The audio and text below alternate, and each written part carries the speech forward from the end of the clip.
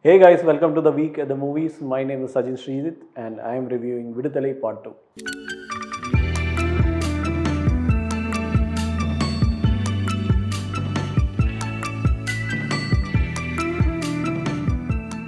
Among Vetrimaaran's most notable qualities as a filmmaker is the sufficient breathing space he allows each character and plot development.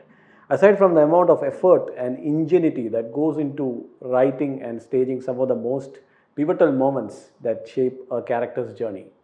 I felt all these qualities in Viduthalai Part 1, even though it came off looking like a product that needed much tinkering and restraint.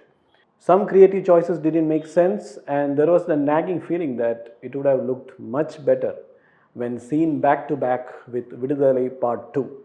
But the minor flaws of Part 1 notwithstanding, it still managed to make a lasting impression on account of the character named Kumareshan, played by Suri. Now, Suri showcased a new dimension of the actor inside him that felt like a breath of fresh air. One could identify well with the strong sense of disillusionment and the moral conflicts this character experienced.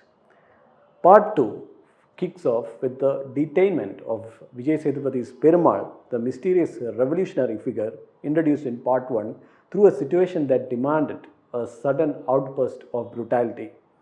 What's the story and truth behind this once peaceful man who became a champion for the oppressed? What led him to orchestrate the events in Part 1? We get all the answers in Part 2, which seems more interested in bombarding us with information, be it through the elaborate, politically charged, didactic dialogues of Vijay Sethupathi or the concurrent cross cutting that splits the action between shifting this rebel to another location and the higher authorities whose choices are dictated by ulterior motives. There is a near cinematic quality to how these characters manipulate and update their narratives. Much like Vetrimaaran's filmmaking, they attempt to improvise as and when required. However, the occasional use of rapid editing to convey political ideas and moral conundrums doesn't always work. While this back and forth approach helps accelerate the pace and panders to the sensibilities of attention deficit members in the audience, it also feels at times like it's moving way too fast to the detriment of storytelling.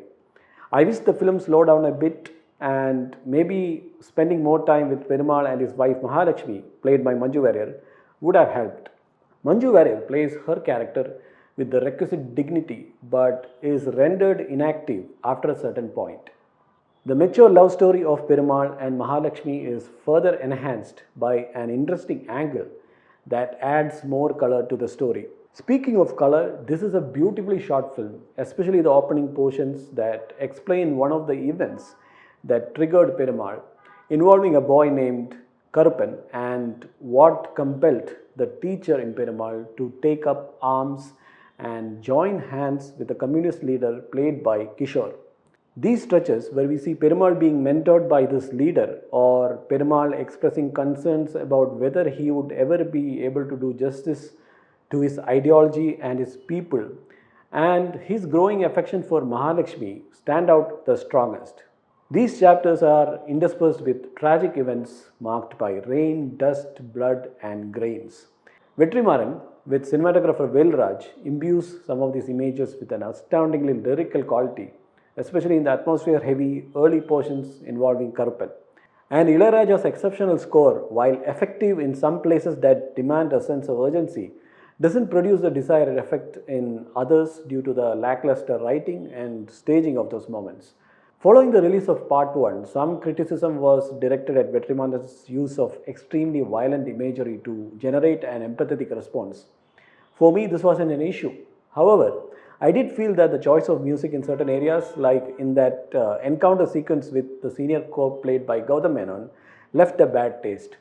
While in Part 2, Vetrimaaran shows more restraint, the stylization of the shootouts with an over reliance on slow motion dilutes the impact of several casualties. Vetrimaaran's cinematic approach to the action sequences is understandable to a certain extent, but things begin to get slightly repetitive later, and I must add, even comical or unintentionally comical. I would have also loved to see a strong central performance in Part 2 like what Suri delivered in Part 1, Unfortunately, he is mostly relegated to the background this time around. Despite being present in the scenes with Vijay Sethupathi and despite his voiceover constantly reminding us that he is the witness and chronicler of these events. I would have loved to see Vijay Sethupathi bring something new to the table as he did in some of his earlier films, but what we get is a merely passable performance with an all too familiar body language. As the Vatiyar, he has some powerful lessons to teach us, but their delivery lacks the necessary bite. So that's my review of Viduthalai Part 2. Thanks for watching.